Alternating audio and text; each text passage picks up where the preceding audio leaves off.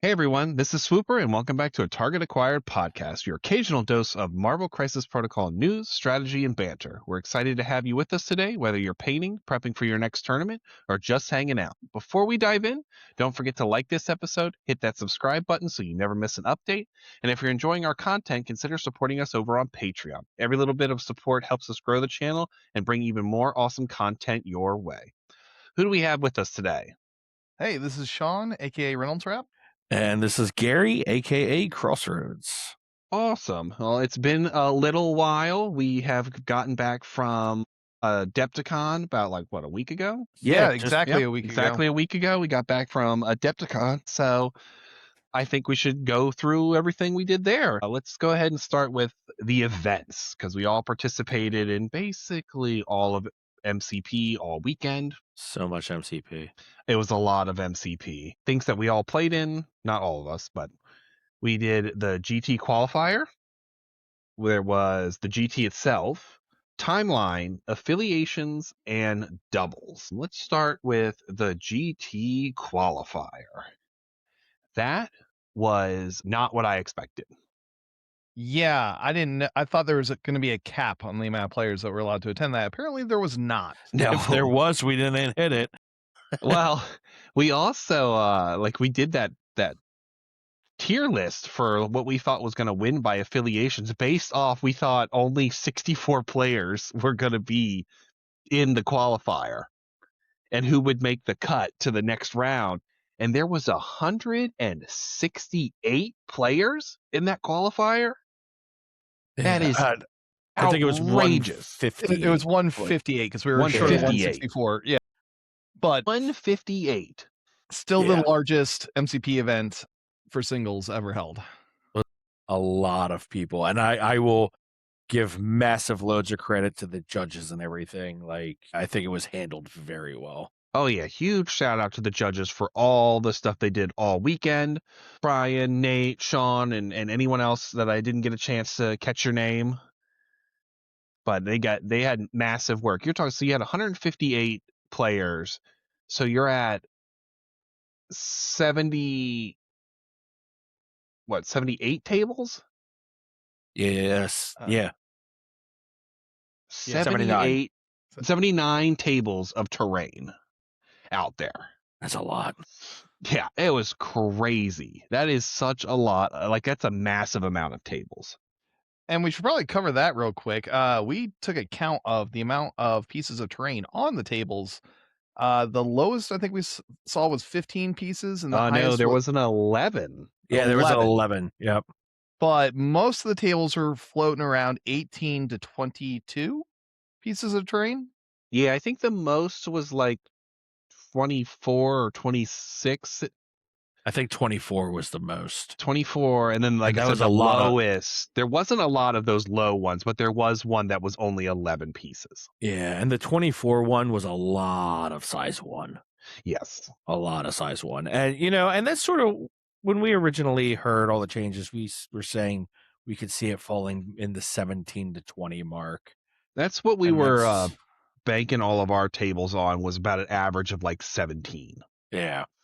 But I do like that the tables were not static where they all were like, nope, we have 22 pieces on every single table. I kind of like that there was this huge variation between the tables. I agree.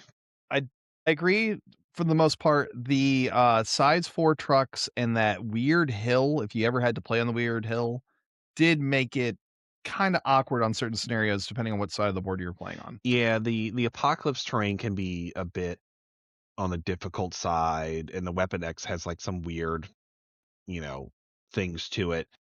Well, there's also like one of these, they were like kidney shaped, and they almost reminded me of a Hero Quest.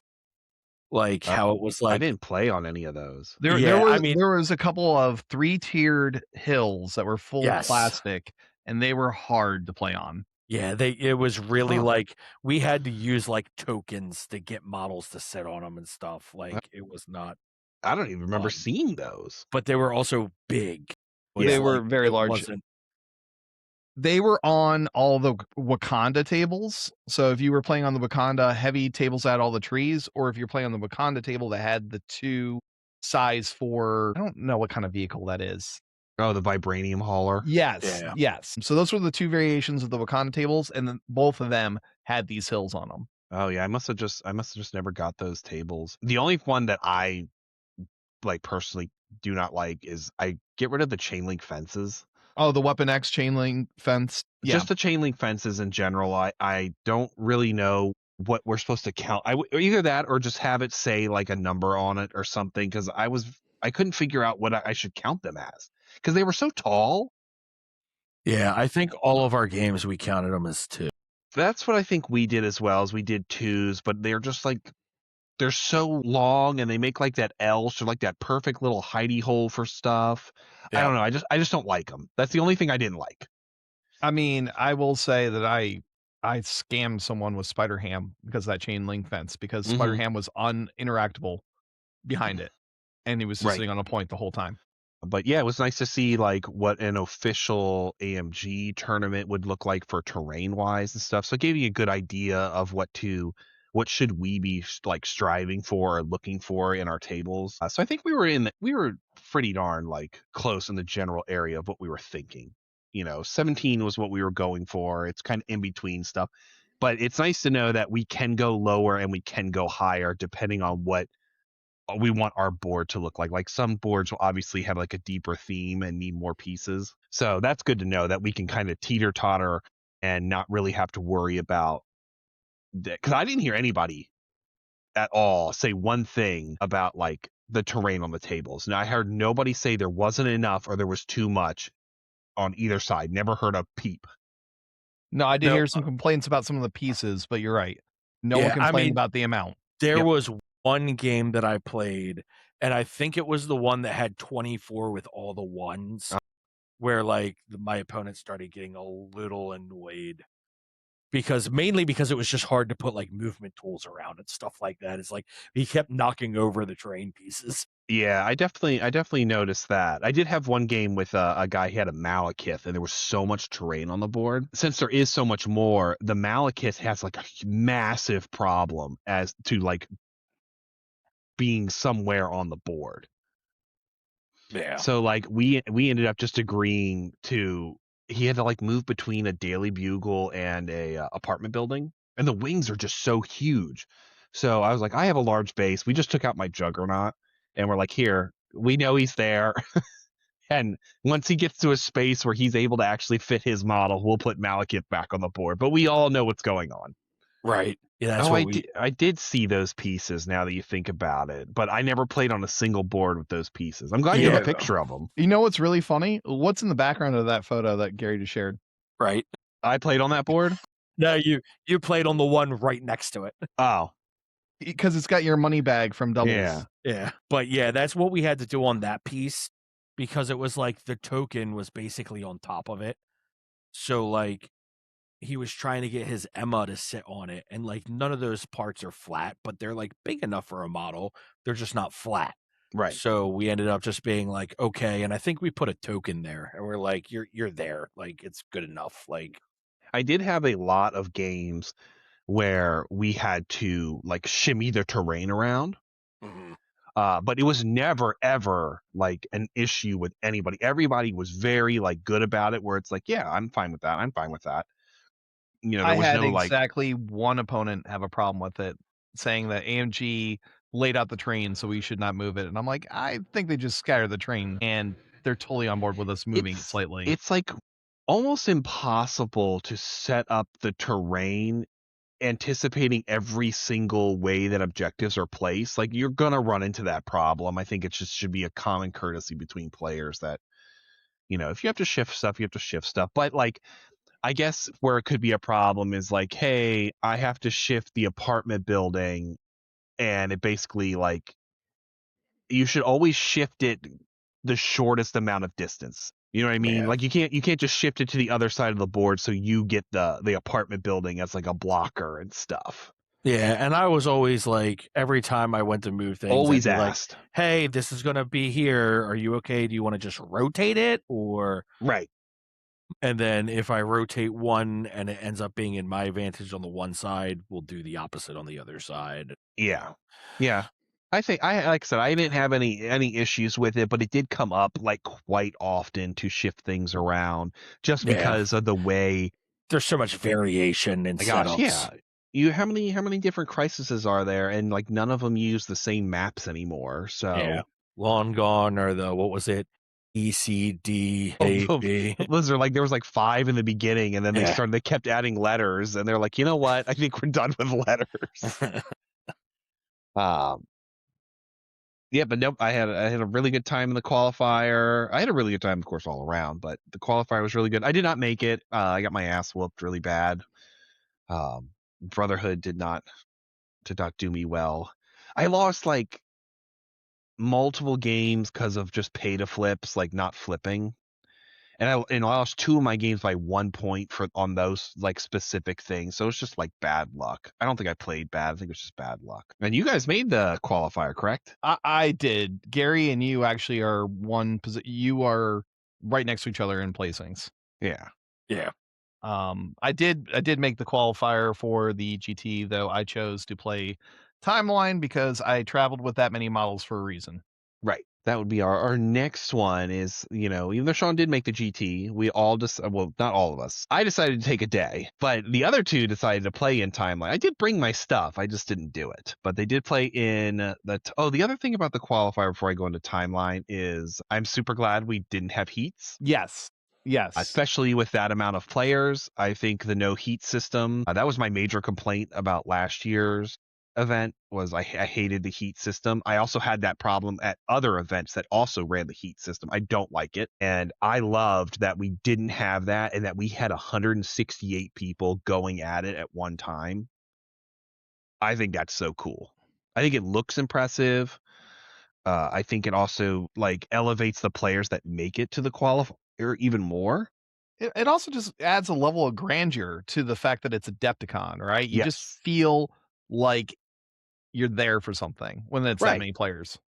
Yeah, so I really like that change. I think that's a good change. That's also a change we'll be making this year to Novas. We also got rid of the heat system, so I'm glad that seems to be carrying over to other cons and opens and stuff. So the next event would be the timeline event. Were there a lot of players in the timeline event? I think there's like maybe 48. You know what? I can look it up.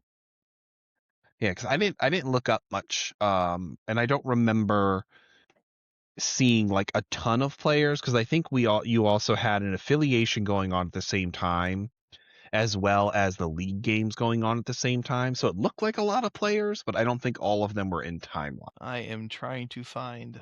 There we are. Was The that when timeline. What If was going on? No, What if was what going if on was Sunday? yeah, that was during Okay. affiliation. Marvel Crisis Protocol timeline event was 44 players. 44 players. That's still pretty solid. Yeah, I mean it ran smoothly. It was 6 rounds, which was a bit grueling, but you did get to play both your lists twice, so that was And fun. that is the other part. That's another change they made. That was a big complaint of mine was from last year where you only got to play your roster once, and that was super annoying. And they changed it. They clearly listen to the podcast and agree with everything I say. But I'm glad that changed. Even though I didn't play in it, I think that is the right decision, that you should be able to play all those lists twice. If I'm bringing 30 models, especially 30 models that I am not using in any other event, then I want to play them multiple times. Agree. How do we feel about this year's timeline options? I had a blast. You like this year's choices? I had a blast. I mean, but I went into it for the sole purpose of being ridiculous. Yeah, what achievement did you unlock this event, Gary? I used Agents of Smash and threw a size 5 terrain. I And ended you up did running it into that guy in a later game, and he brought it up. and Yes, Gary, you did it exactly 1 time, or did you do it twice? I did it twice. Both time I played those for that roster, it was 20 points both times, and both times there was a size 5 terrain on the board. It was destiny. What even makes it better is I didn't say anything about it in my game 1 because I wanted it to be a surprise when I revealed. And when he revealed that he was playing Hulkbuster Leadership. So you did a total of 2 damage. I No, did he did. 2 damage, which I thought. both were Hold on. blocked. I thought yes, he did no damage with that, but then the bush came in and whacked him for 2. Yeah, so I did 0 damage with the apartment building, but then the next turn I threw a bush at Hulkbuster and did 2 damage to him. The building was a distraction. Right?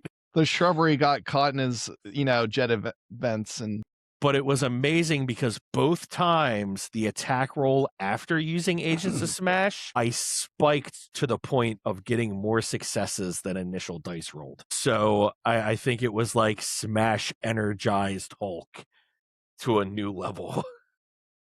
Yeah, didn't you kill your opponent's Hulk with 1 attack? No, not 1 attack. 1 attack, I did like 12 damage to him though. Oh, okay, just 12. Gotcha. Yeah, it was a lot. Well, that's good though. I think Timeline, it still gets kind of a bad rap, but even though, like, with the choices, I looked at the choices this year and I was like, oh, these are kind of weird choices. And I didn't play in it, but you still played in it and you had a great time. I think every year, Timeline is a lot of fun to play. Yeah. Well, like I said, I think I enjoyed it so much because I went into it without care. Expectations. Yes. Yeah, same here. I will say that was by far my favorite event of Adepticon, and I don't recall a single match from any other event except for 1 match from Timeline because it was that memorable. And that was I got to play Dorm against an opponent who decided to bring Adam Warlock, Phoenix, and he brought a 3rd Blue Marble. I think that was it. Yep. 3 models. That's it. And It's nice to be able to pure see, like, ridiculousness. those models that you don't normally see, which is really nice. I think it's a great event. It does take a long time. It does take a lot of miniatures to take with you, but I think if you haven't done it and you hear bad things about it, just try it. I swear it's fun and you will have a good time. And it's one of those ones where, like, just don't go in being like, I'm going to be the Timeline champion and that's my goal. I'm gonna be the very best. Yeah, just have a good time with it and get more games in, and more games get you more tickets, and you're getting a potential chance to get 6 more golden tickets, which is more goodies to get. So, like, it's a good time. I like it. I think it's a fine system. I am excited every year to see, like, what the choices are. I still think the first year's choices are by far my favorite. I think the I first agree year with was great. that. First year was very well thought out and balanced with the whole no kaiju system. Yes.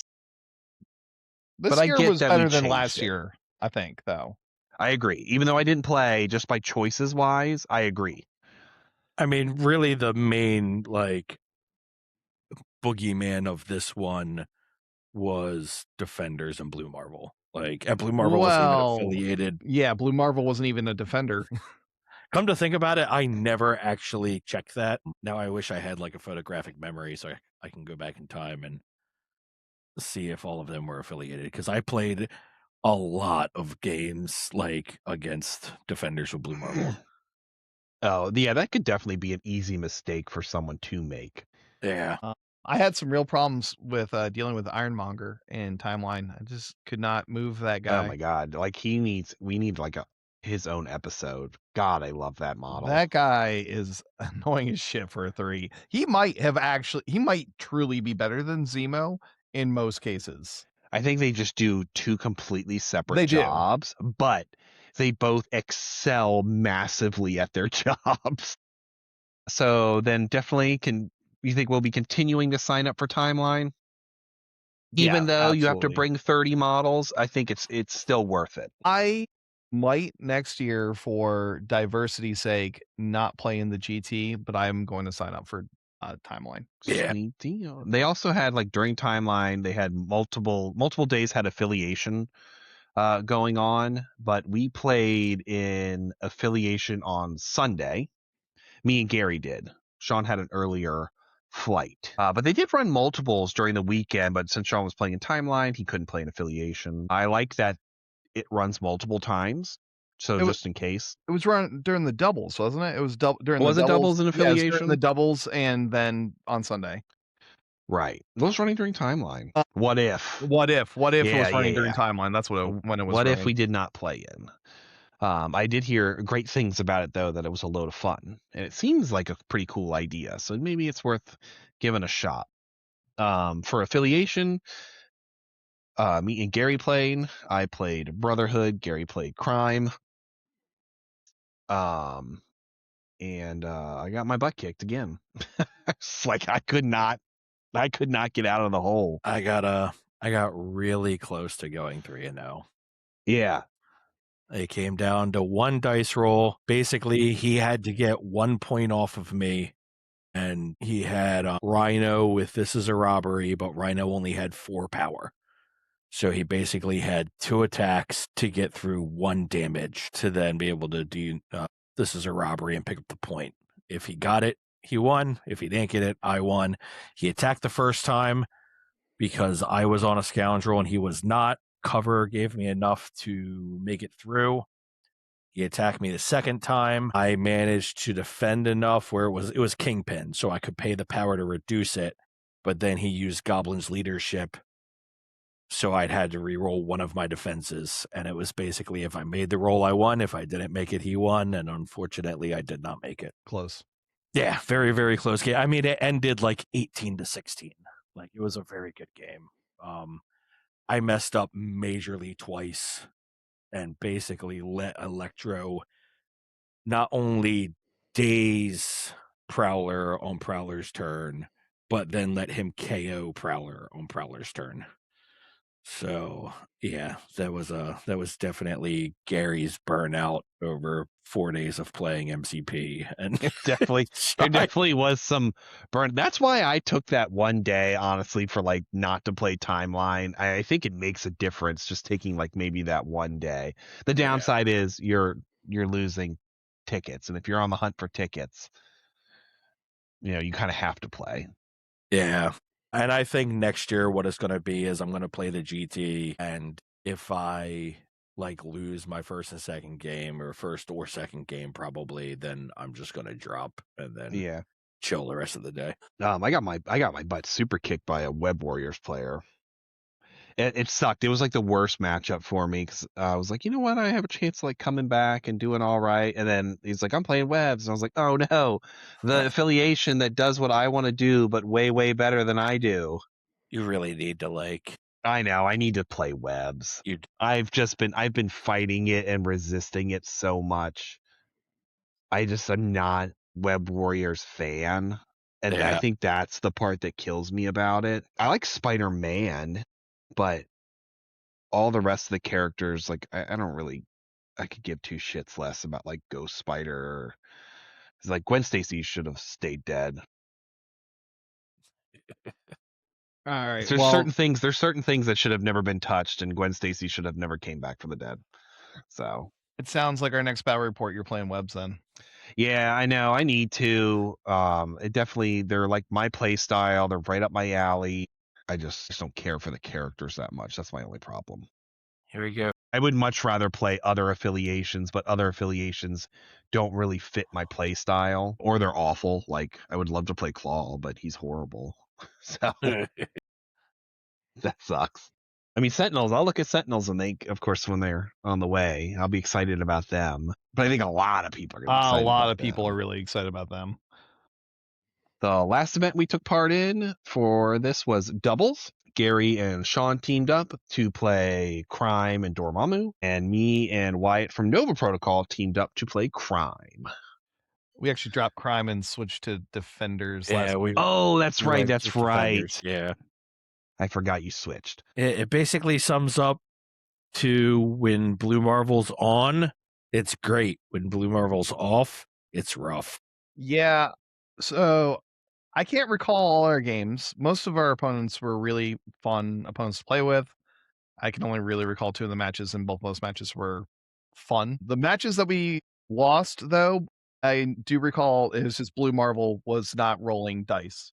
And it was like, cool. So I guess we do 0 damage with this, so you guys win. Hooray. Yeah, that's pretty much like when we went like 2 rounds of blue marble whiffing. It was like, all right, and there goes our cannon. Yep. Yep. We had a blast. We played Kingpin the whole time. He's our only leader we took. Our first game we played leaderless because Kingpin's leadership was useless. And then the rest of the games we just played Kingpin. We basically played the same thing. It was a lot like when me and Sean played last year, where we kind of took the exact same thing almost every game with like maybe a point up or a point down. But it was basically like, Ironmonger was in every one of my matches. Bullseye was like in every one of my matches. I can't remember who the hell else I had on the board all the time. MODOK. Oh yeah, my MVP was MODOK 1. Dude, MODOK 1's so good. He's so like bring him. Guys got to play him and bring him back, man. Gambit's running around being a menace. Let me just tell you, the MODOK 1 does not care. Oh, that's nice. How many wilds did you roll? That's really exciting. And it is forgotten about a lot. And like the one game that we had to go against Gambit, I actually put down MODOK first. And he put Gambit across from MODOK, expecting to like do a buttload of damage to him. And I was like, that's unfortunate, buddy. So that's what I feels really bad. like it. And man, he like his abilities and how his range and everything I had him on the stream table and I basically just got him on the Vibranium Hauler and he had cover all the time. And he only rolls like 2 dice for the most part, but he's blanking out wild. So really the 2 dice plus the cover plus blanking out wilds, like he just sat there with an extract and held that point the entire game and just like could not be touched. He's definitely a character I think that needs like I don't think anything needs to be done to him. Just people need to relook at him and be like, I remember why this character is really good. That sort of sounds like what Strange did in all of our games. Just found a middle piece of terrain and just sat on it. Yeah. It was just a turret for everything. If you could just go up, like we went up in the extracts, and once we went up in extracts and I don't have to go to you anymore, MODOK can just sit there. But yeah, I had a blast playing in teams. Wyatt's a lot of fun to play with. I let him take a lot of the reins because he plays crime way more than I do. But I had an awesome time just running Ironmonger up and MODOK doing his MODOK thing. So it was a good time. We made a display board. We did some extra things. Me and Wyatt were going for theme. We were not successful. Next year's my year. I'm taking it down. I'm taking probably not display board, but I'm going to take theme. That's my plan. But check out our Facebook page and stuff like that. See all the cool goodies we gave out. I was really looking forward. I thought I was going to win theme. I handed out candy meth, and I thought that was going to put me over the top. And it didn't. A lot of people showed up though, like in dressed costume. Up. Yeah. Because I thought compared to last year, I was like, you know what? I bet you if we show up dressed up with a display board and whatnot, like we're a shoo-in kind of thing. Because like not a lot of people did. And so many people must have had the exact same thought I did. You had a kid, he painted his face and glued a thing on his head to look like Yondu. Oh, you're talking about the guy who put the whole thing on his head? Yeah, He and it was 3D on there printed the whole day. He said it weighed like 10 pounds, and he You're just super talking, glued it to his head. These games are long. So these games were extra long because it's doubles. They were 2.5-hour rounds.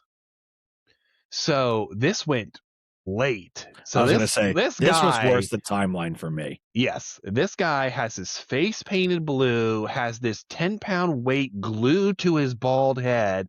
And like, I couldn't even imagine getting like, as the day goes on, that paint's going to get in your eyes and everything. Man is a trooper. Didn't even get a participation trophy for it either. I felt really bad for him. The Asgard guys got best display. Their display board, phenomenal. The Rainbow Bridge with the Yomungundir coming out. It looked amazing. It was super cool. And the guys over at Born Minis, they took down the theme with their Guardians of the Galaxy board, with their sweet like handouts and everything. And they had some sweet leather jackets. And they actually ended up taking down the Army showcase for Skirmish too. So that's pretty impressive. So it's a big shoes to fill to knock them down. But am I coming? I've got ideas. This was overall my favorite event. I like doubles a lot. I had a lot of fun playing in doubles. Yeah, I mean, go ahead, John. Jerry. I think you and I are about to say the same thing. So I absolutely love the event. I think if we had a little bit more prep time to really like get into the zone and like jam with our list a little bit. Like actually, like you and Wyatt got to play something that was fun, and Gary and I played something that we tested one game of, and we're like, yeah, this is probably decent, but it was incredibly boring to play. And if we played something more fun, I think I would have liked the list a lot more. Yeah, it was definitely like you can tell we did not have the kinks worked out of it at certain point values. And yeah, no, lack of prep on our behalf was definitely the only negative to doubles. And that I is not just the event's fault. That is all our fault. That's what I mean. Like the only negative was us not preparing properly. prep wise, I just sent Wyatt all the criminal characters I had painted. I had multiple vetoes. I got vetoed on Crossbones too because I had just painted him. And I was like, I'm gonna put him on the board. And he's like, Nah, I don't think we should take him. But I was able to take like Modoc 1 and whatnot. So we had a lot of fun. It's definitely my favorite event. Over all the events, I feel like sometimes when I go to like these cons and tournaments, you're always going to have like a bad game. It just happens. Like some people just don't get along because they don't get along, personalities or whatever. I did not have a single game that I was upset about outside of my dice. Like my dice pissed me off, but it was never the opponent. It was never like the missions. It wasn't even like the characters. I never had a moment where it's like, this character's just busted as shit and I hate playing this game because of this character. I didn't have that. No, I agree. Like, I think back to all my games, and like, even if there was like a temporary disagreement, it was still like very quickly, addressed and back to positive again. Especially like large events like this, it's always awesome because you get to see like a lot of the people you don't normally get to see. Like we have all our friends over at Nova Protocol, Space Cowboy down in Florida, and some of the Pork Roll Protocol guys. It's just always nice bumping into everybody. Especially when they come from so far away, like Mm. Space Cowboy's all the way down to Florida. So it's great to see him. We can see him like twice a year. Poor Danny D didn't get to make it up due to all the TSA goodness going on, which I had no trouble about, actually. Like, that was like a side note. Yeah, TSA problems, didn't have them. Gary and I got to the airport 5 hours early and then spent 5 hours at the bar waiting for our flight. Yes, Uh, I did the same thing, except for when Gary came back. and going home, I got to the airport like 6.5 hours early because I just rode over with Swooper. And the worst part is I couldn't check my bags until 4 hours. They wouldn't allow me to. So I couldn't even go through security to get to the bar for 2.5 hours. So That that sucks. sucked. I sat on a bench and caught up on emails for work. Sounds like billable hours to me. Well, I did because I had to come home and do training that I was unaware of that had to be done that evening. So yeah, it's definitely some billable hours on that vacation day.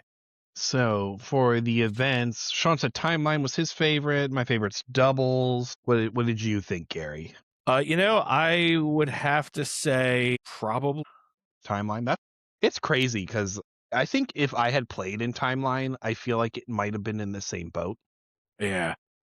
Because when I did play in it, I really did enjoy it. Doubles is really fun. It's just long and it feels long. It is Yes, long. because you're playing again the same rosters over and over again. It seems like even though you brought 7 characters, you still play the same 2 or 3.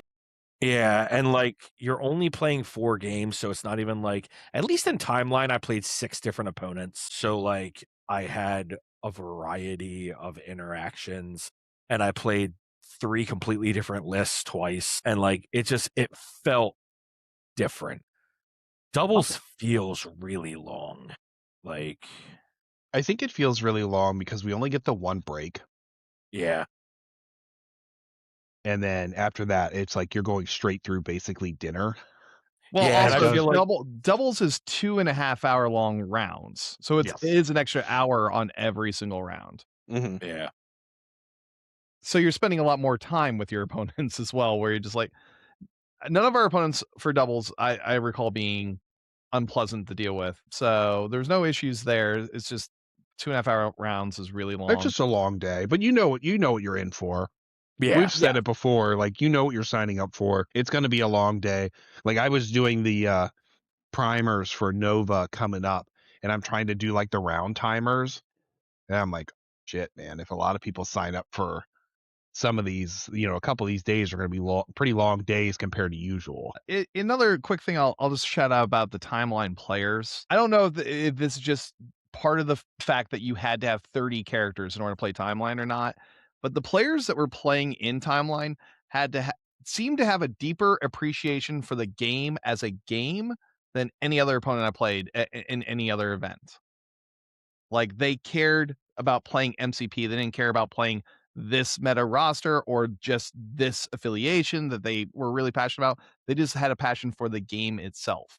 Yeah, I agree. I feel like there was a lot more joking and a lot more like, "Oh, wow, that's cool. Did you see that?" And like, stuff like just like you said, like an appreciation for like the fact that it is a game and like enjoying the experience and not so much just like Well, here's that's my why I best think that 10. people need to give it a shot. I know it has a bad rap, and I don't understand exactly why if you haven't played in it kind of thing, but I do know there is kind of like a negative like stigma to it.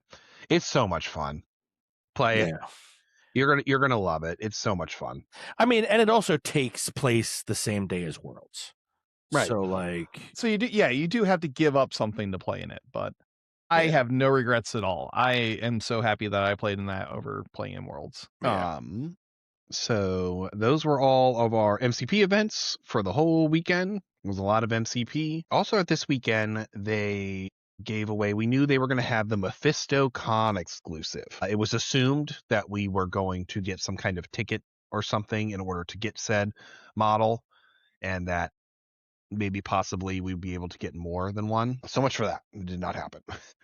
I mean, the model, absolutely great. Oh, yeah.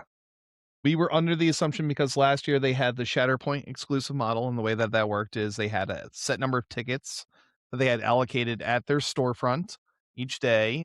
And if you came up to them and you got one of those tickets, you were eligible to buy that model at any point before the shop closed at the end of that day. Our assumption was that's how they were going to do it again for this, but we were wrong. We were indeed wrong. But that being said, like, and I sympathize with anyone that was not able to get one, but it didn't seem difficult. No, I will say, okay, so day one, I was a little bit miffed because once the shop was open, right? Once the vendor hall was open, they had a big QR code that said, hey, to enter the lottery to get Mephisto, scan this code. But there was no vendor hall open the first day. So Yeah. it was only posted on their Facebook page. And, we're at Adepticon, so we're not trolling Facebook the Well, whole time. it was also posted at 8, but we were already in games at that point. Yeah.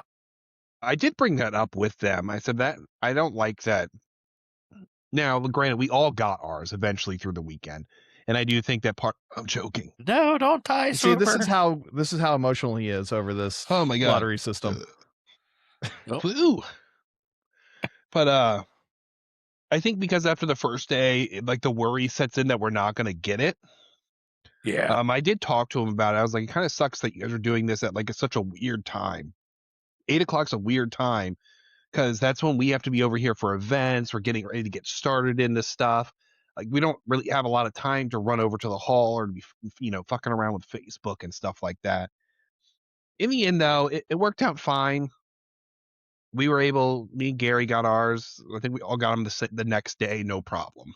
Yes, yeah, because we knew what the system was. We each logged in at 8 o'clock exactly on the dot, and I think all three of us got it the same day, right? Probably Saturday. Yeah. Was it Saturday? No, Friday. Friday. It was Friday. Friday. Yeah. It's just some forward communication about it would have been a little bit better because there was no announcement about it being a digital registration until the day that they opened the registration. And like we were talking with some people on Wednesday, and all of us had the same assumption that it was going to be tickets like it was last year. Yeah. I did notice a lot of the groups on like Facebook and stuff right now are also cracking down on scalpers. Oh, good. Yeah, I did notice in the trade group for Adepticon, people are trying to sell it immediately for $100, Yeah. and those people should not be rewarded for that. Yeah. I do wonder whether or not is my mic not working? No, Yeah, you're you're good. working. Oh, okay. And my screen's not lighting up. I do wonder whether or not this will be available further. Like, is Mephisto going to be for the year, right? So is like when LVO happens, is that going to be like an option? But I think AMG only runs Adepticon itself. They did say it's going to be available at cons throughout the year. I Yeah, think they said so there was going to be a few more, and I know they specifically said Gen Con. they sold last year. It was sold at the Shatterpoint one was sold at Gen Con, and I can't Oh, I recall forgot about Gen Con. what is the big expo that's in Germany, because that was the other one that they sold at the Gen Con of Germany. You know what I'm talking about? Yes, but I can't don't know remember. what it's called. Yeah. So that event, I know that they sold them there and at Gen Con. So I'm assuming it's probably going to be those 3 cons again that they'll be selling Mephisto same way. Yeah, and just to throw it out there, people apparently are bidding for the Mephisto over $100 on eBay. So I mean, the mod, like, It's a you know sweet what's model. crazy is it's almost not even the model. I love the card, yes, the alternate the art for character both. card. Also, his tactics cards have alternate art, right? They're just shiny. I think Is that what all they were? Okay. I'm pretty sure they're just shiny. I haven't opened mine yet though, so I haven't opened mine yet. I haven't done anything with anything. I needed a couple day break. Same here. My fortitude is not strong right now with that, especially because of how much painting it was getting ready for Adepticon. It was like, well, with the con exclusive, we also had the AMG preview. It was definitely different than last year. I think in good ways and in bad ways. In realistic ways. To be Yeah, honest. I think in realistic, this is extremely good because Yeah. we need to reset and start fresh. Like next year, next year's preview is going to be great. I agree. And yeah, it was just way too much last year. Right. And I'm telling you, AMG listens to everything I say. Because that was my complaint was you guys are showing way too much, way too far out in the distance, and like there's nothing to be excited about because you already know everything on the way. And I think that was a horrible mistake on their part, but they have since completely rectified said, issues and whatnot. So for this year, for the AMG preview, we didn't get any new models, but we already saw, we know so far ahead of what's already coming out that we didn't really need the new models. I'm fine with it. Yeah. So the only thing we got for like model wise was seeing some models that were only 3D rendered. We actually get to see like physical models for them, like Hulkling and stuff.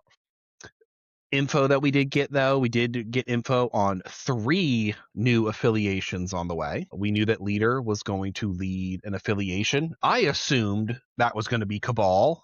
I was wrong. This is going to be one of the rare instances I had no idea what this even was. This will go there with Ulick. Intelligentsia will be Leader's new affiliation. They didn't tell us anything about the leadership. They didn't tell us any of the characters. They said basically to look it up and see what you got. I looked it up. Possible characters that we have currently in the game: MODOK 1 and 2, Claw, and Mr. Sinister. And that's it. So yeah, Mr. Sinister's getting his glow up. he is supposedly getting that glow up, but it's still only 4 characters. It's 5, but you can't take both MODOKs on the table. And then it's unfortunate because you have Claw with no leadership Claw. I mean, the one thing that they did, and we'll get into it more later, they did say there are going to be character reworks. Yeah, I don't know. I don't think Claw needs a rework. I just think I think he's a little bit overcost at a 5. Yeah, he could be. I don't think we're going to do points changes, though. I don't really know what you do to him, but I think he's okay. I think he's going to have the problem of, like, other characters where the more stuff that comes out, I think he'll get better. I think his selfish leadership will, like, kick in at some point. Maybe if multiple man, like, kills himself multiple times in a turn, it's like, haha, look how far I can move. Right. If Sandman didn't require you to spend health, I think Claw and Sandman would be like joined at the hip kind of thing. I think he needs a tactics card. If you would just give him like a tactics card, I think that would really help him out. The entire Hydra affiliation needs tactics cards. That's true. The other affiliations, so we knew Red Hulk was on the way. Red Hulk is confirmed to be a leader, and he will be leading the Thunderbolts. We also got word that he will come with or without mustache options. I kind of hope the mustache is a separate bit. Oh God, And it's not the head. Yeah, yes. I hope it's not the head. I hope the mustache is a bit like Yanlo's beard from Malifaux. You can just glue it on or not. Yes. Some of their bits are already so fiddly to get on there. Whatever. He's got a big head. It's fine. Now that I'm looking at the model, there's enough room there. I can see it. You should just use blue tack to stick it on there so like it's a faux mustache. Somebody just put it on as like eyebrows or whatever. There you go. I'm gonna collect everybody else's mustaches. How many points do you think he's gonna be though? Did they said like a long time ago though that he was not 6. Not 6. I don't know, man. He's big, so he's probably a 7. I hope he's 5. A 7 leader is gonna suck.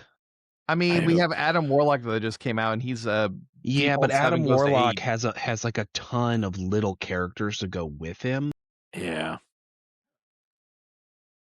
I mean, he's also so basing it off of Red Hulk being the leader would mean that most likely the team tactics cards and the team roster that we're going to be looking at is based off the Volume 2 series from the comic books. This was the series that had the Thunderbolts as Ghost Rider, Elektra, Punisher, Venom. However, it's Flash Thompson Venom. So it could be Agent Venom, or it could be like they could just use regular Venom. I don't know which one they're going to put in there. And Deadpool. There's a couple other characters that were also members of the Thunderbolts, but not Red Hulk's Thunderbolts. So Baron Zemo, Hawkeye, Spectrum, and Winter Soldier. I would assume it's Winter Soldier 1 because he's supposed to be the good guy one.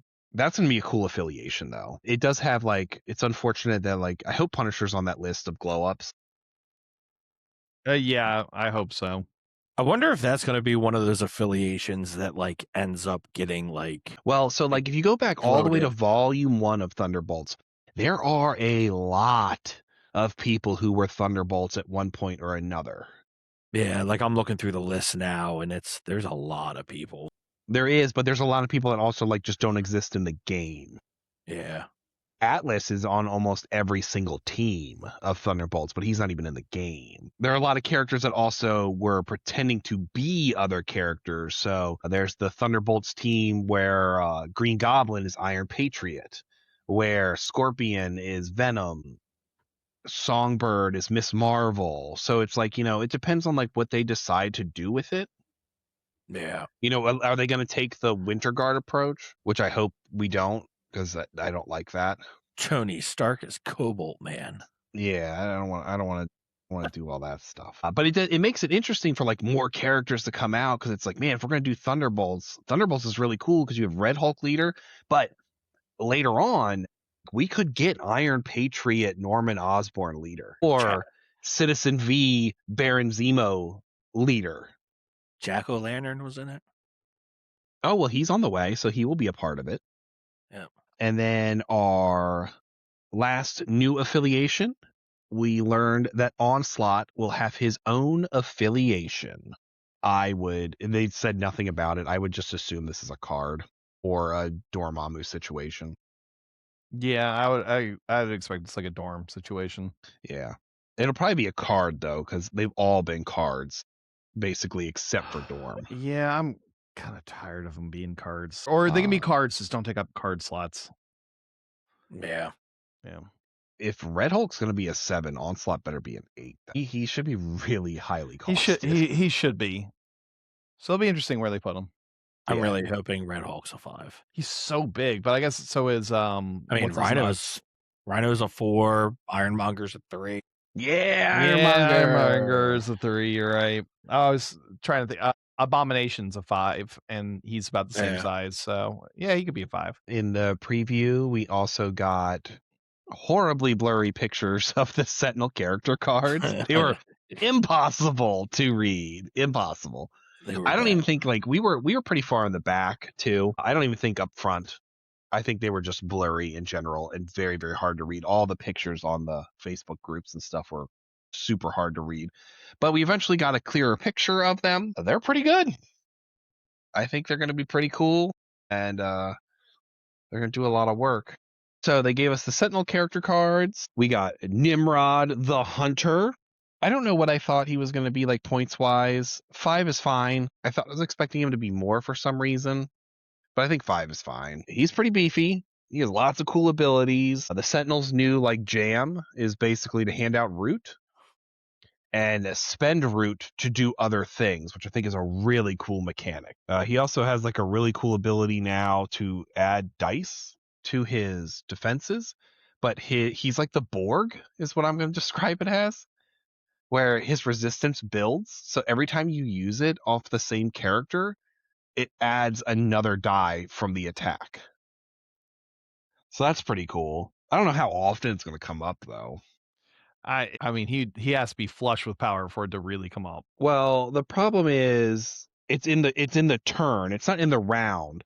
So like for it to really, really matter would be like surprise webhead. Well, it's just if you attack twice, right? Then you can use it on the second one. Yeah, but then that only costs you 4 power.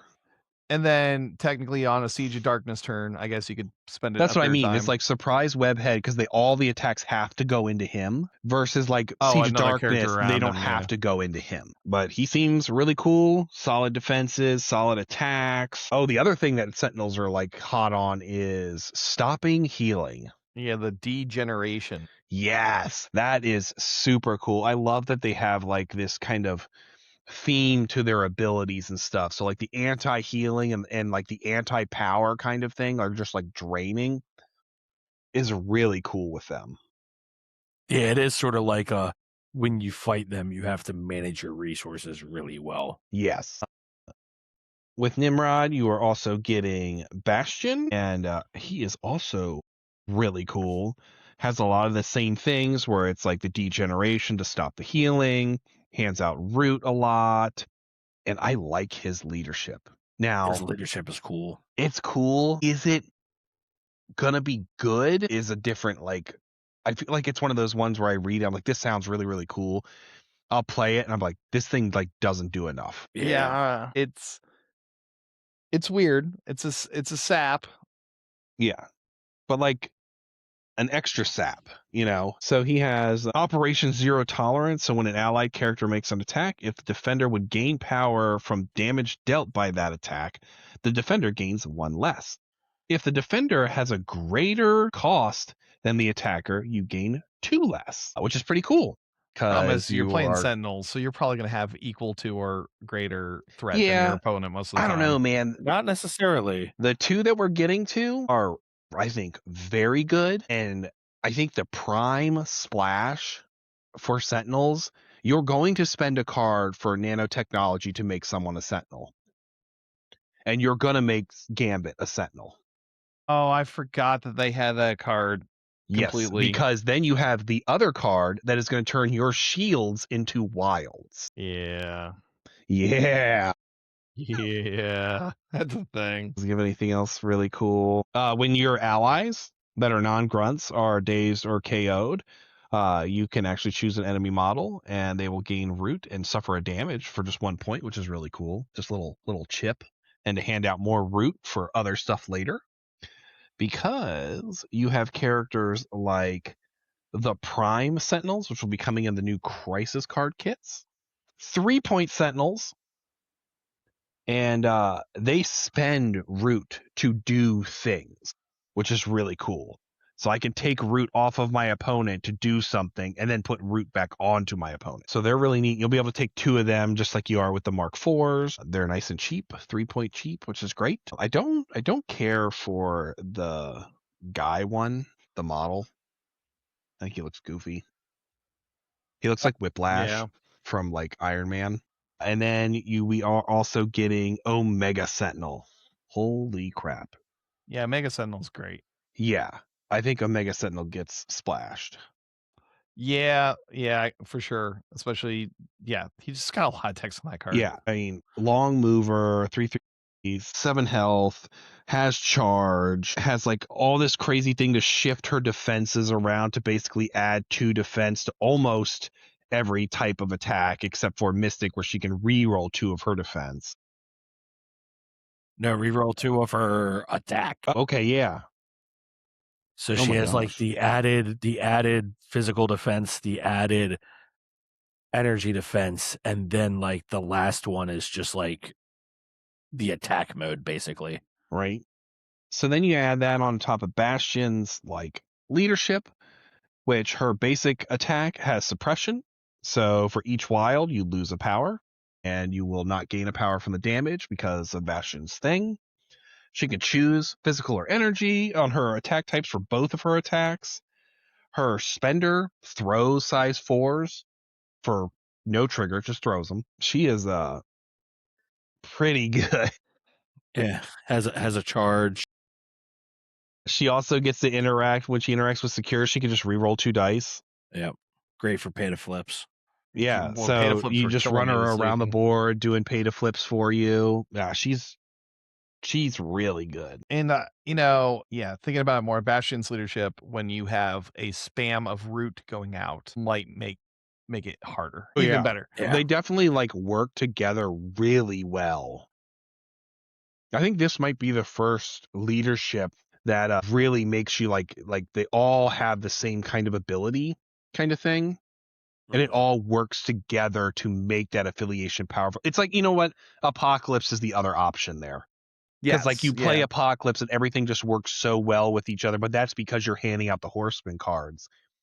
But with this one, with his leadership and everybody having like handing out the same condition, there's like not really another affiliation that does that. I think it's what Hydra wanted to be. I would What, agree. you There. mean with the poison stuff?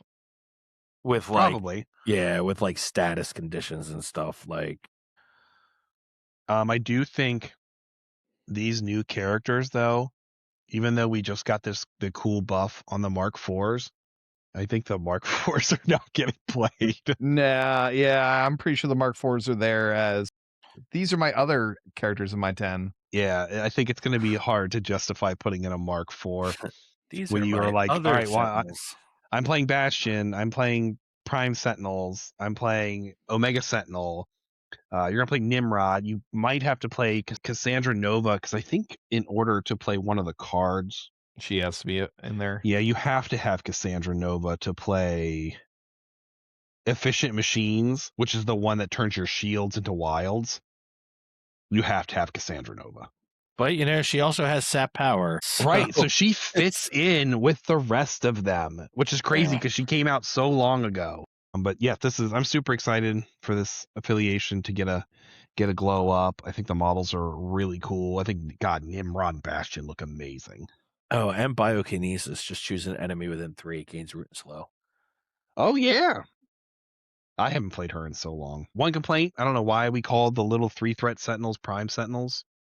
Yeah, I'm not really sure why. When our other leader is Sentinel Prime. You know, that seems silly.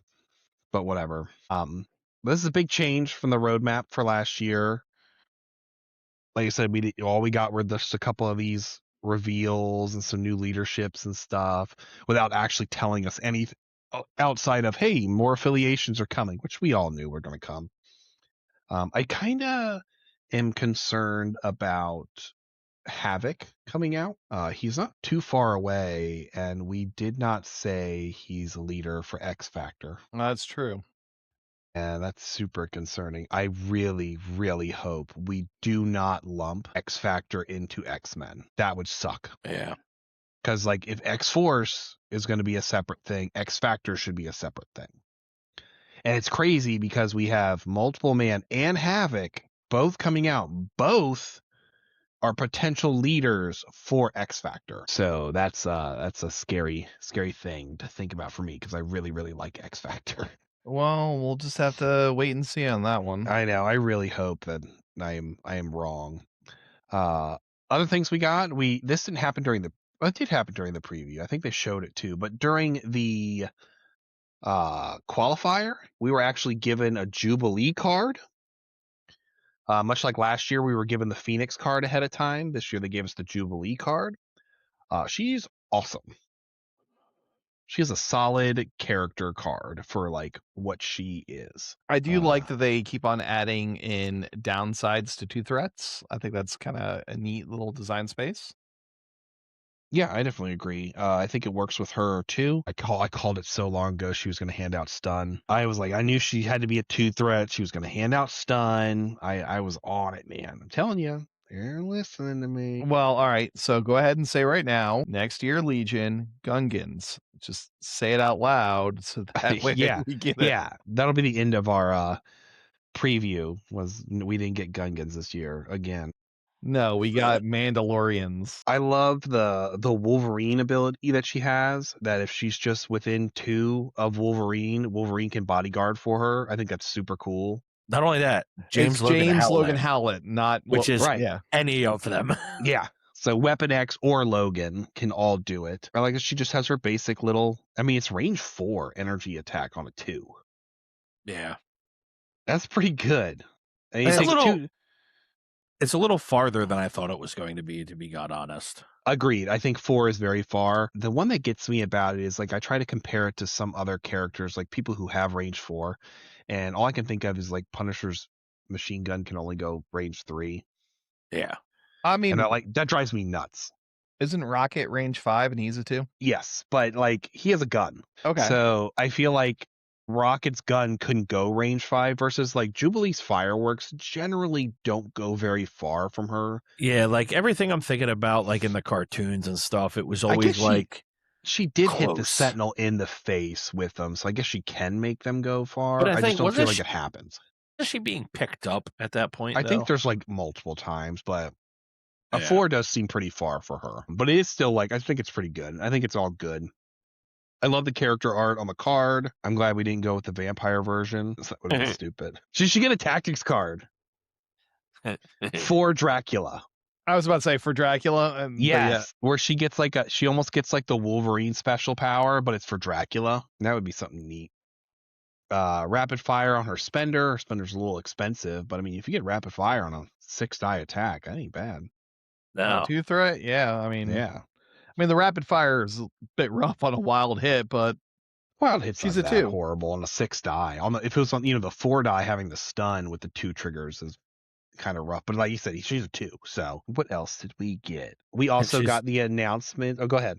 I was gonna say if she's holding something, you might not want to do the 6-die attack though. That is true. That is true.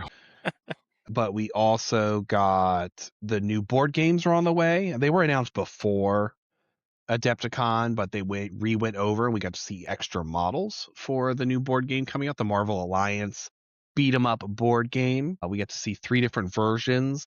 I think previously we only knew about the Might of the Goblin. We didn't know about the Sentinels We knew about or the the Sentinel Kang. one. Okay, we didn't know about Kang. Yeah, Kang we didn't know about, and we didn't see like the miniatures and stuff. Like Kang we knew nothing about. Yeah. But we got the Goblin one, which we had previously like seen a lot of that, where we're going to be able to take. It's essentially like the X-Men arcade game beat 'em ups from back in the day. You're going to get new sculpts for old models, which is nice because certain models, could really use it. I'm really curious as to which Peter Parker is in. Which one the that first is? one. It's got to be the core set Peter Parker. I think it's probably the core set. I have to say my favorite out of the first one is the rework of Rogue. Rogue was a terrible model before. I think this one's it's a little bit more decent for her. Right, you're getting ahead of yourself. What is that? This Q1? I know, but we're talking about the Spider-Man one right now. Oh, shit, I'm sorry. I Yep. apologize. I didn't even You're realize that's in the fine. second one. Yep, you're good. My favorite rework of the Spider-Man one is the Black Cat model. Oh, see, I like the. Yeah. I mean, I get it. I get why people don't, but I like it. I think the new one looks fine, except for Thick Thigh. No, that's not Black Cat. Oh, who's that? That's Ghost Spider. Ghost Spider. Ghost Spider has an extremely thick thigh. Yeah, the one thigh is like, wow, you work out that leg a lot. I mean, more. like Pito from Hunter x Hunter. That's what it reminds me of. Where all of a sudden she's got to make like a super jump and her thigh like grows. That's what it looks like. That's so funny. I think that's a good one to redo for a model wise because she's in that doofy ballerina pose that like Sabretooth is also in. Yeah. So that's really cool to get all those. You get a new Goblin model, and a bunch of henchmen to paint and beat them up, and it's just like a co-op game to play with your friends. But it's nice that you'll be able to use those models in MCP, and they said that you will get new character cards for MCP in this box. I missed that part. That's I was gonna awesome. say I missed that too. Yep.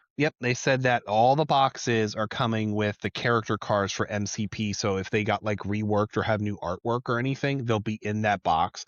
Because that way, if you're gonna play these cards, so let's say you didn't have Black Cat, but these models are able to play in MCP.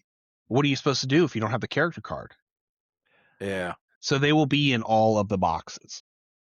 You know, The and second one to come out will be Night of the Sentinels, where you are getting a new Sentinel Prime model, which in reality doesn't look too much different. Just has some crazy stuff going on.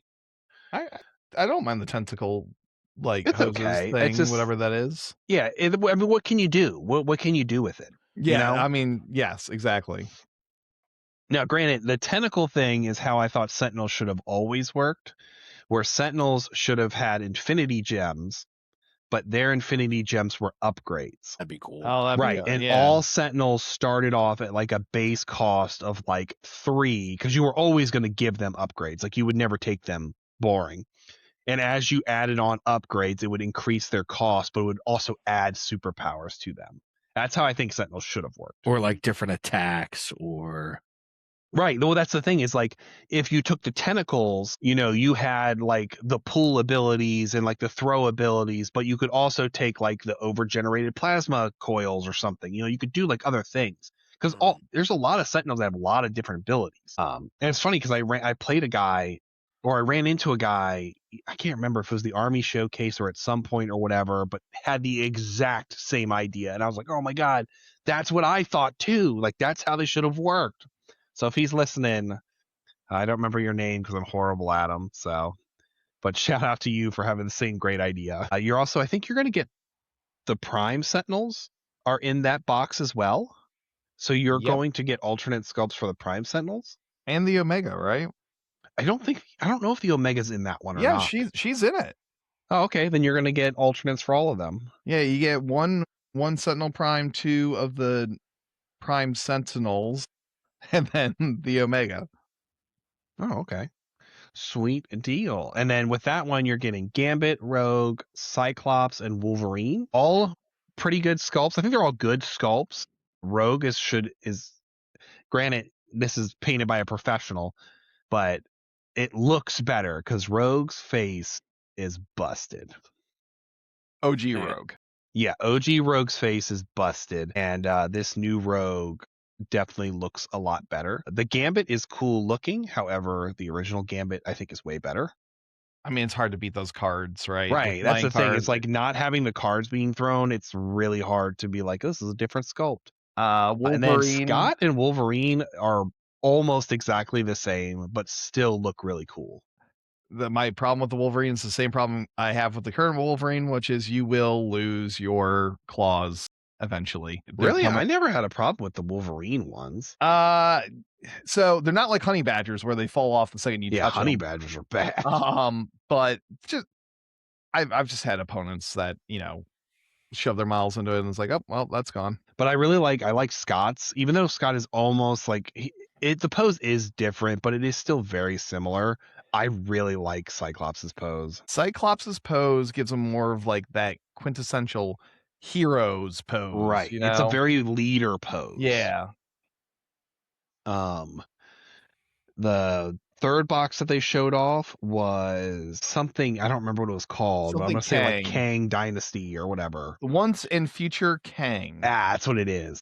And you will be getting 3 Kangs as the boss in this one, where like in the other ones, your boss was Green Goblin and Prime Sentinel. In this one, there are 3 versions of Kang because he moves himself through time, which is crazy because this is how I thought Kang was going to work in MCP. I thought we were going to get multiple Kangs to be able to put on the table in MCP, which doesn't mean that that's not a thing that could magically happen in the years to come, or when this box comes out and they're like, hey, you can play multiples or whatever. Oh, that'd be sweet you said they came with MCP cards. Yes. They came with a whole new rework of how that Kang works. I mean, That'd be that would be cool. pretty neat. It would be a good reason to buy the box if you hadn't tried it. He's also an odd one because his models, his 3 different versions in that game, are so vastly different looking than Kang looks himself. Yeah. So playing them on the board, it'll be like the first time you have a very, very different looking model. It looks like one of them is on a medium base and the other 2 are on smalls. Then maybe you can only use the medium base in MCP and the other 2 don't count. That would make sense. Yeah. That one comes with Black Widow, Captain America, Hawkeye, and and Iron Man. Yeah. I'm We don't hoping know it's Steve 1 Yes. because Steve 1 is a bad sculpt in my opinion. I much would rather have a different sculpt. And that Cap sculpt is great. I love that Hawkeye sculpt as well, to be honest with you. I don't remember what the Hawkeye one looks like. Here, I will send you a picture. Yeah, I do like the Hawkeye sculpt. I do not. You don't like that? No, it's the same pose as Widow 2. Okay. Yeah, with the It's tactical the exact rock, same pose. the tactical rock push off. With the leg up and the arms in the same exact spot, just get rid of the bow and turn her hand sideways. You know, And it's Black Widow. you literally just ruined the sculpt for me. Thank you for doing Well, that's that. what I'm here to do. I think it works better on Hawkeye than it does on Black It does Widow. work better for Hawkeye, but I think the OG Hawkeye model is really good looking. I like just- the Iron Man a lot because I like that he's like using his chest laser. I think that's Yeah, pretty cool. agreed. But that Cap model is super sweet. Black Widow's boring. But we already have 3 Black Widows, so what are you gonna do? I wish we can Yeah. get a Hawkeye that like actually had like, the purple. The hood. mask. Yeah, I knew like the original one that they put out was kind of like an ultimate Hawkeye version because he wore the sunglasses and stuff, and I kind of thought that maybe this version would have the pointed mask, Yeah. and it doesn't appear to be the case. He has a very big chest, it looks like, by the way, for a guy who just has bow and arrow. well, you know, he works out his arms. He's got smaller legs. He doesn't Yeah, have but like the big. he's not a super soldier. I know. And that is the 3 they've put out so far, and I'm pretty sure they have plenty of plans for more to come out in the future. I really like the idea of the alternate sculpts. I'm excited. Definitely. We got to get a Magneto one eventually. Oh, a Magneto one would be really cool. He could definitely use it. And then if we could just get a Brotherhood one in general, Yeah. and get me a new Sabretooth for OG God, Sabretooth. please. Yeah. Yes, I want big, bulky Sabretooth. Go back, watch the original X-Men cartoon, and look at Sabretooth standing over Jubilee and how massive Sabretooth is. We missed the mark so bad on that Sabretooth model.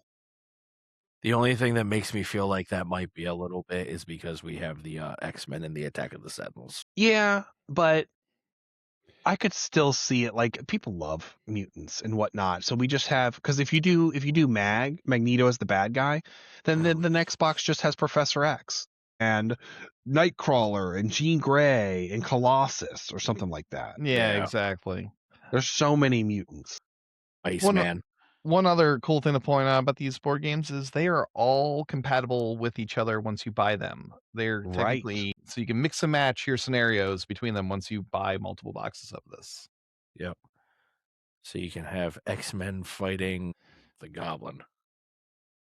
Yeah, it does. It's a pretty cool idea. I'm curious as to like price point. Just out of curiosity. I I would don't probably see put it it- being expensive. I'm just curious. I would say it's probably going to be in the $60 to $80 range. If I had That to, sounds fair. You know, they could do Hydra and Shield. Yeah, man, that would be cool. You know what would be amazing? They would never do it. I mean, well, I don't want to say never. Do a Hydra versus Shield, and then do like a special Captain America and do Hydra Cap, like an alternate sculpt. That would be cool. That's what their that was the one thing when I said they were going to do con exclusive models. Hydra Cap was the number one on my list for what is a con exclusive model. Yeah. Well, I do like the Mephisto, but I think Hydra Cap would just be so cool. And that was it for all of the AMG preview stuff. We still got a lot. We definitely didn't get as much as last year, but we still got a lot of things. I still think overall it's a great way to do things. And they basically did not show off Q1 of next year because they said we have surprises and we're not showing off everything anymore. Which is a positive direction to be going in. Agreed. I want them to go back to the silhouettes. Yeah. Oh, the Who's That Pokemon? The Who's That Pokemon? The Who's That Pokemon was the best. That got so much attention. I couldn't imagine, like, if you compare comments sections, the Who's That Pokemon comment section is just so huge with people wondering what is what. And especially models that you can't guess very well. Like, there's some that are obvious. Like, does it look like he's in a wheelchair? He's Professor X, But when some martial arts character comes out, she has a sword, who the fuck knows who that is? That could be 1,000 different characters. Because trust me, when Sin and Viper were coming out, I highly doubt they were everybody's first pick of what they were. I mean, if they did that with Echo, I would not have guessed that was Echo. Right. I would have been like, oh, that's, maybe it's a Electra 2, or they made the cards for not Moondragon. They're like the Heroes for Hire girls. She has like an afro. I don't remember her name. Misty, I think. Misty Knight. But that would have been like one of my guesses. Yeah, bring back Who's That Pokemon. I love it. If it comes back, you heard it here first. They listened to me, and it was all my idea. Hey, you're welcome. Yep. You're welcome, everybody. Subscribe for those thanks. So outside of that, we just had like general Adepticon things. We each got swag bags. We paid the extra to get the swag bags because they always have goodies in them and whatnot. It's not free stuff, but it's a lot of stuff for the price that you pay. You only pay like what? It's like $100 extra, and you always basically get a combat patrol, which is $90 retail, right? Or are they more now? No, they're more. They're $125 now. Oh, okay, so yeah, you're getting a combat patrol, and then everything else is essentially free. I mean, me and Gary both got dorm boxes. No, I got the dorm. Oh, you got the dorm. And dorm boxes, I'm sure, they got to be like, what, $80-$90? I have no idea. The hilarious part of that is I had just finished painting my dorm 2 days prior to getting that swag back with another dorm in it. So, yeah. I liked generally everything in the swag bag. The swag bags were a little bit weird this year. Previous years, everyone kind of got like equivalent stuff. This year, I think there were 5 or 6 different combinations for the bags, or maybe it was 20. I think someone said it was a ridiculous amount. Like Gary got an Artist Opus brush in there. Neither John nor I did. I got the Tauntauns from Legion, the new Han and Luke Tauntaun models. Right, because AMG previous years were giving us 1 box of each of their games. This year they just gave us 1 random box from one of their games. So but there were a lot more games handing out stuff. There were. Because like Gary got Trench Crusade. We got Conflict. I kind of wanted to try to get a Malediction box because I wanted to try that. I was surprised that Malediction wasn't in every swag bag because they were pushing it so hard. Yeah, I was kind of surprised about that as well. I expected to get it just so I could try it. I did not get a chance to demo the game. Oh, I have no interest in that game. It's not my style. I don't like that Dark Souls style of stuff. Honestly, I didn't even see it. I just saw that everyone was talking that game and not the Star Trek. God, not the Star Trek. Those models were hideous, by the way. Oh yeah, we all got Star Trek things. They are they're heavy as fuck for some reason, and they have like the biggest bobbly heads on them, and they are just not pleasant models. Yeah, I did not get Trench Crusade. I got Trench Crusade. Yeah. Oh, okay. I knew somebody did. I got Star Trek. I got Legion. That was the thing that all of us got, was the Star Trek, by the way. Yeah. I got But we all got different ones, which was cool. Yeah, Age of Sigmar. I got that stupid Warhammer box thing. Oh, you got the deck box. Yeah. The worst thing. Yes, thank you, Ultra Pro, for sticking that in there. And BattleTech. Yeah, we all got BattleTech. But yep, I mean, swag bags are good. If you have an opportunity to get them, I would get them. You never know what you're going to get, but you're going to get your value worth easily. And there's a lot of people the second you get your swag bag that are ready to buy. Oh, buy, trade, swap. Yes. Go for trades before buys if you are in that market. Just some people are really trying to lowball you. Like, I don't recall what it was. Someone offered you $20, John, for one of your giant boxes. They wanted the conflicts. They were looking to pick up the conflict starter boxes, and they were offering $20. I didn't know exactly what it was, but I took it out and took a look, and it had like a decent amount of models in it. I thought it was worth more than $20. The BattleTech thing, that would have been fine, but that wasn't. I didn't give any of my stuff away. I tried to trade it, but then somebody didn't want to trade with me, so. And we had hotels. Me and Gary did not get a connected hotel joining hotel this year. We did the previous year. However, I did not care for. I liked the way the hotel looked, but I did not care for the hotel. Yeah. We ended up getting a hotel that was a little bit of a walk. It wasn't that bad. It was like 10 minutes. A little chilly, 10-minute walk. Yeah, it was a little chilly at points. When you walk across the river, the nice part was we ended up walking past Walgreens like every day. So we could go in and get stuff, energy drinks, snacks, or whatever, so we don't pay outrageous prices. If they had anything. Yeah, if they had anything. It wasn't the best Walgreens, but it was at least like on the way back, you could get sodas for the room. Yep. And like little things that you need, like especially if you need like headache pills or something like that or whatever. So that was really great. I liked that hotel so much better than I liked so you were Hilton. You were at the Drury this year, right? Yes. Not getting the hotel connected was a blessing in disguise. Yes. This place gave us, like, we knew we had breakfast, right? Also was good breakfast, not like crappy breakfast either. Yeah. Good breakfast every single day. We didn't get to take advantage of the rest of these perks because of playing in all the events that we played in. But every day they give us dinner for free as well, just like breakfast. And every day, but me and Gary, not just like one of us, you can get 3 drinks at the bar every night for free. Yeah, they gave you like a little stamp card, and it was like you get 3 free drinks a day. Plus dinner, plus breakfast. Plus, the hotel was not as dry as the Hilton. Yeah, so I'm glad that you guys had a positive experience. I stayed at the Hilton this year because the Hyatt sold out of rooms. And the only thing I'll say about the Hilton is if you have a phobia about dying in an elevator, do not stay in this hotel. Oh, we had the smallest elevators we ever. had the tiniest elevators. So there were 6 elevators in the Hilton, and 3 of them were crashed at the bottom at the start of day 1. So it's like, cool. So those are out of service. So you only have 3 working, I'll put air quotes around that, elevators. Anyone that's staying in the hotel knows what I'm talking about. They all were rattling, going up and down. They were stopping halfway. Like they would stop a half a foot off from the floor that they just opened up the doors. So just like, yeah, this isn't like lined up at all. Hope you don't have a cart because you're not getting that on there. I basically dove off the elevator whenever I was getting on or off the floor, just in case it decided to drop.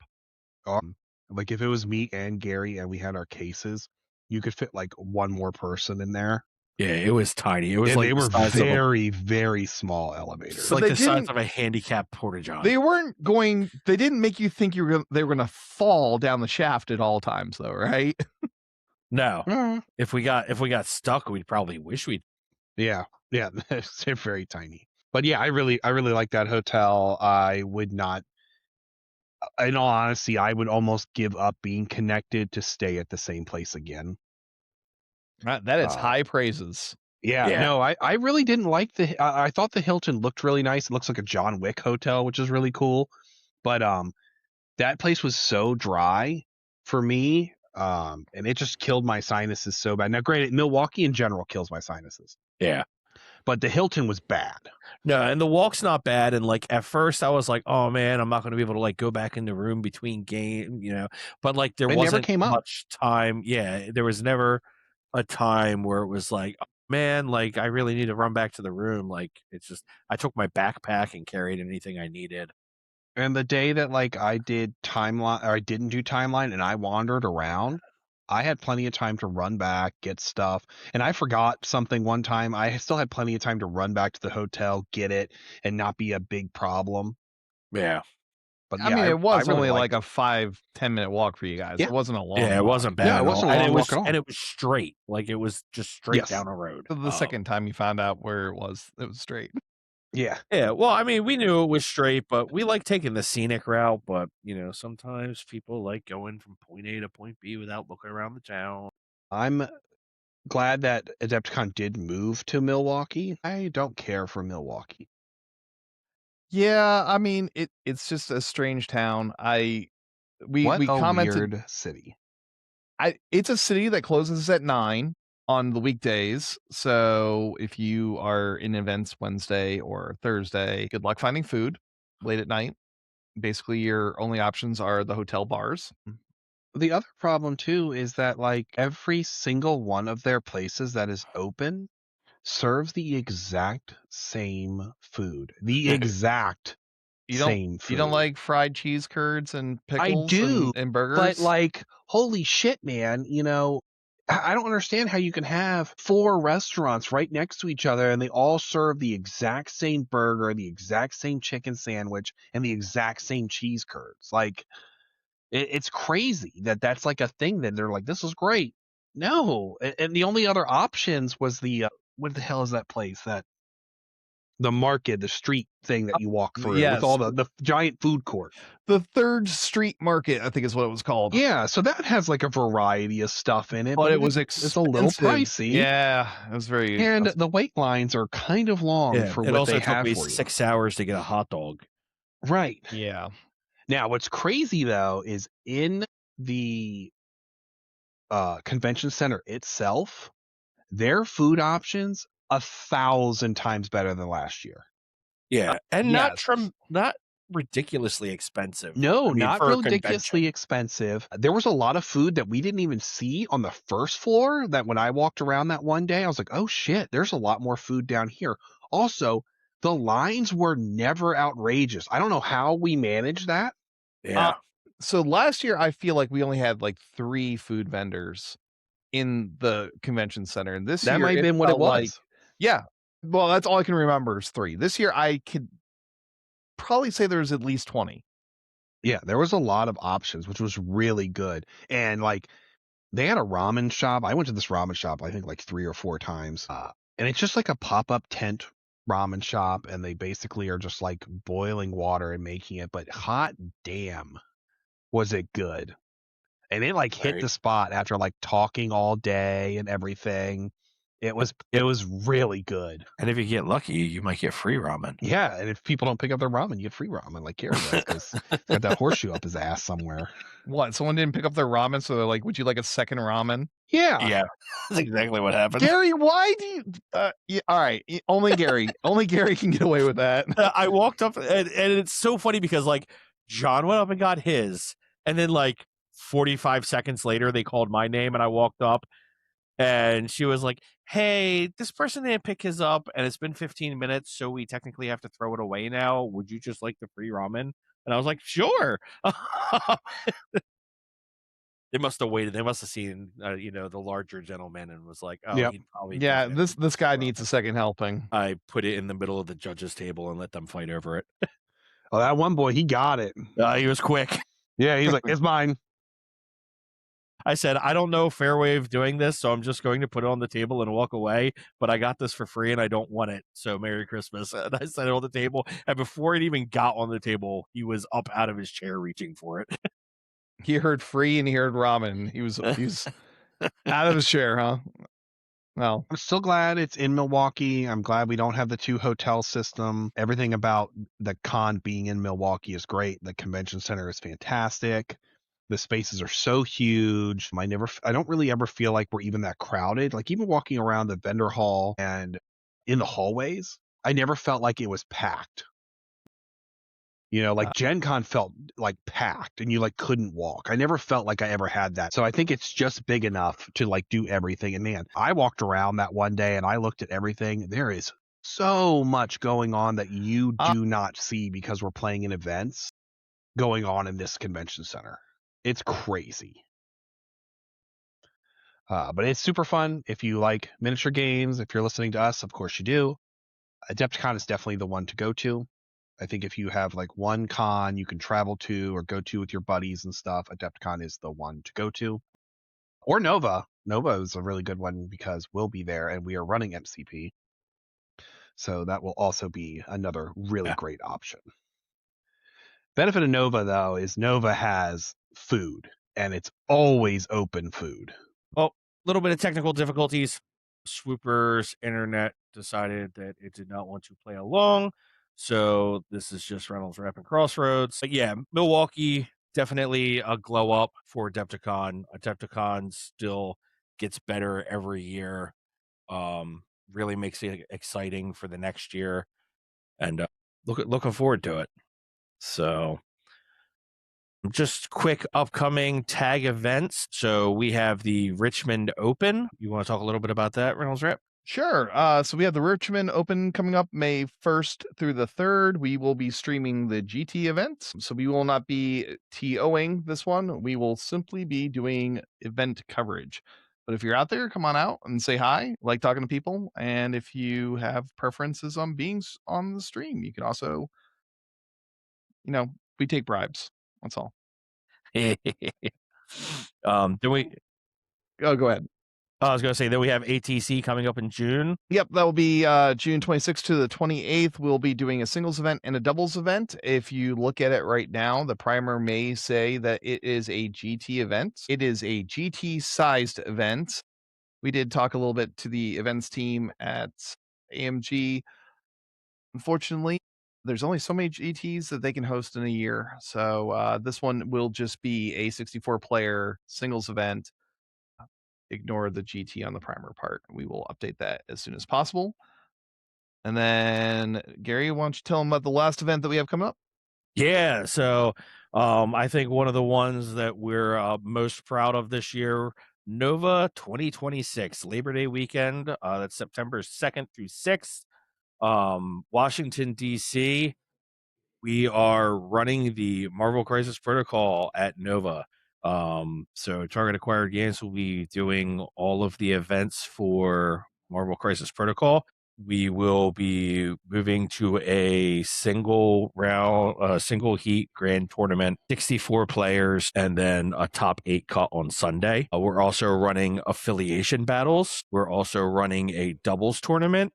And then Swooper does have a special scenario event that he is doing, and I will save the details of that for him to talk about. But yeah, no, we're really proud of this one. We're putting a lot of effort into the terrain. Swooper's done tremendous with the events and the primers. Tickets go live 2 days of the recording of this, so April 10th.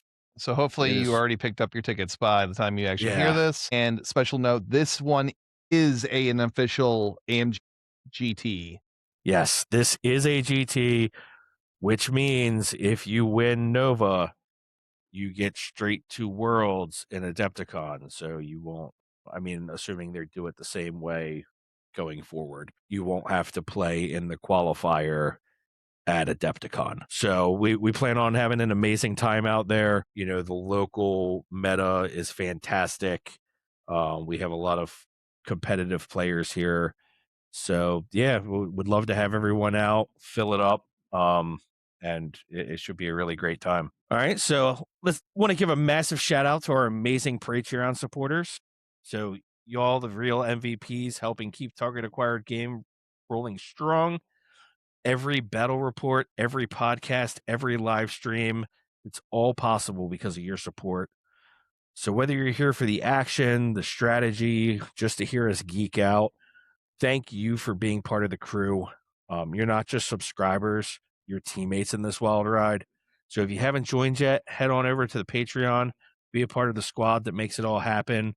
Exclusive perks, some behind the scenes content, and maybe even a say of what we cover next. So that's going to do it for this episode of Target Acquired Podcast. I hope you enjoyed what you heard. Make sure to like, subscribe, and drop us a review. It really helps more people find the show. All right. Have a good one. See ya.